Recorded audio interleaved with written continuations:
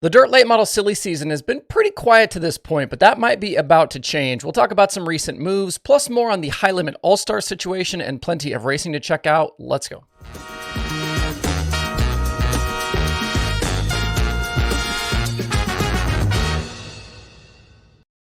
It's Wednesday, September 27th. I'm Justin Fiedler. This is Dirt Tracker Daily. High limit sprint cars at Lernerville last night. Big crowd, $50,000 to the winner, Dale Earnhardt Jr. in the house. The vibes were pretty high. It was seemed to be like a really great atmosphere with all of those people there and all of the kind of stakes of everything. In the night's main event, I wonder how often in history you have guys like Kyle Larson and Brad Sweet start on the front row of the feature and either pick up the win, because that was the case last night. Each led laps, but Lernerville was heavy and treacherous, and big moments and mistakes knocked both drivers out of contention. David Gravel was there to capitalize, and he just made fewer mistakes than the other guys did. He picked up the $50,000 with his final Outlaw freebie of the season. Definitely a good decision for him. Rico Abreu made a late charge to second, and Sweet finished third.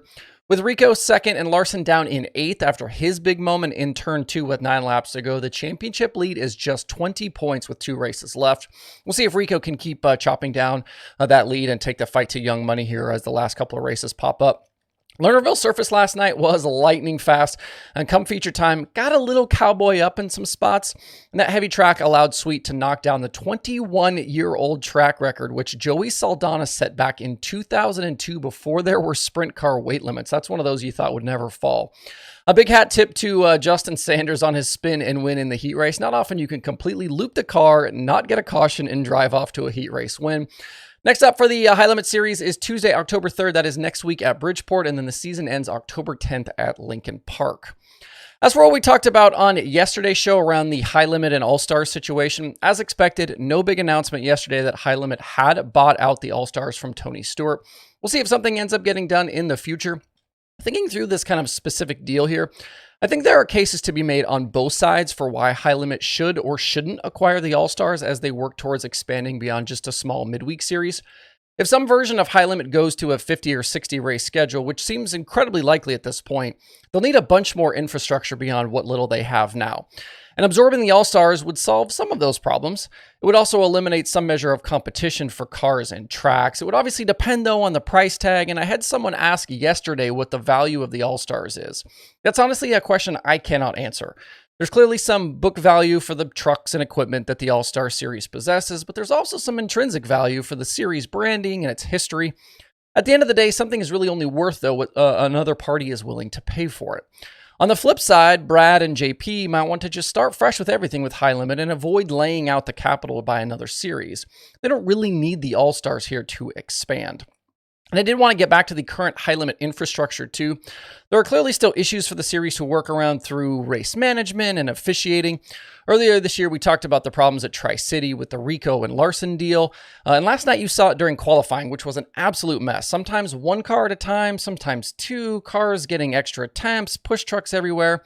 The feature was also shortened at some point from 40 laps to 35, and I don't remember seeing or hearing a reason why or even acknowledgement from the series that it had happened.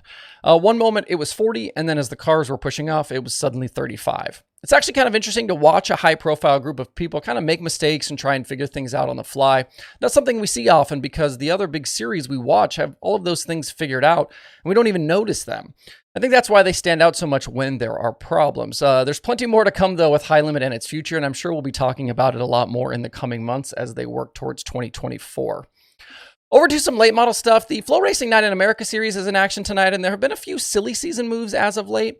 With things so active on the sprint car side, it's felt like the driver ride swapping has been pretty tame on the late model side. But some moves have been announced, and it sounds like maybe more are coming. In recent days, we learned that Blair will part ways with Boom Briggs and his team for 2024. Briggs has run a 2-car operation in recent seasons, first with Josh Richards behind the wheel, and then this season with Blair. But it sounds like Boom is ready to scale back to just one team. Obviously, Boom runs a business outside of the race team. So for next season, Blair is moving over to the Pennsylvania-based Centerline Motorsports team. The plans are for Blair to remain on a national tour full-time, but they have not yet decided whether that will be Lucas or the Outlaws. Blair is currently 9th in the Lucas standings and on his way to Rookie of the Year. He's got a split field prelim win with Lucas this season and 22 top 10s in 50 races. On the regional level, modified standout Ethan Dotson has signed with Georgia late model team Coltman Farms Racing for next year. Dotson currently pilots the Longhorn Chassis modified house car, and he has a number of wins this season in IMCA and UMP modified competition. He also scored a pair of Comp Cam Series late model wins this year. No schedule was announced for this new pairing. There are also some other rumors out there about changes, so we'll see what transpires here coming up. Drop me a comment. Let me know who you think should or could be on the move for 2024 in the dirt late model world.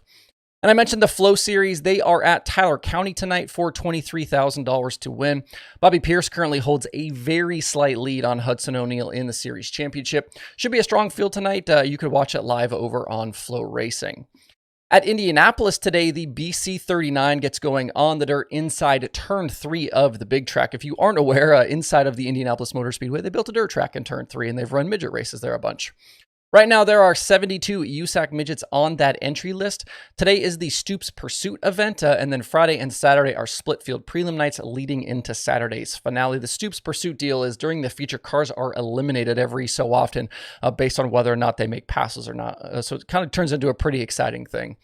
4 years of the BC 39 have seen 4 different winners in Brady Bacon, Zeb Wise, Kyle Larson, and Buddy Kofoid. Only Bacon and Kofoid on the entry list this week. And that field of entries includes all of the main national names plus a whole lot more, so I think action should be pretty wild all 4 days. If you can't get there, this one will be live over on Flo.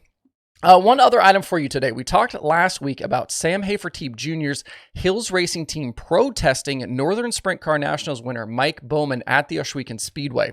Both teams' magnetos and ignition boxes were sent to MSD to be checked out for traction control devices. And the track announced this morning that Bowman's win is upheld and that no devices were found in those pieces by MSD. So Bowman keeps the big trophy and the $30,000 check. Northern Sprint Car Nationals was the final event of the year for Ohsweken, and all that's left is their banquet on November 17th. Looking around the dirt racing podcast landscape over the past week, Wing Nation has Lance DeWeese and Chris Wyndham. QuickTime has Stu Snyder and Joey Danley. Dirt Tracks and Rib Racks has Chuck Reed. Hoagie's Garage has Sean Quinn. Non-Wing Worldwide has Todd Hobson. And there are new episodes of The Dirt Reporters from Dirt on Dirt, The Dirt Nerds, Dirt Track Confessions, and Dirt Track Weekly. To see all of these shows, all of these episodes, links to everything, head over to DIRTRACKR.com/podcast. Things update automatically over there, so when something new gets posted, it will automatically show up on that page. That's it for today's daily. You do have a few streaming options today, so make sure to hit up the streaming schedule over at DIRTRACKR.com. Hope you guys have a great Wednesday out there. We'll see you right back here tomorrow.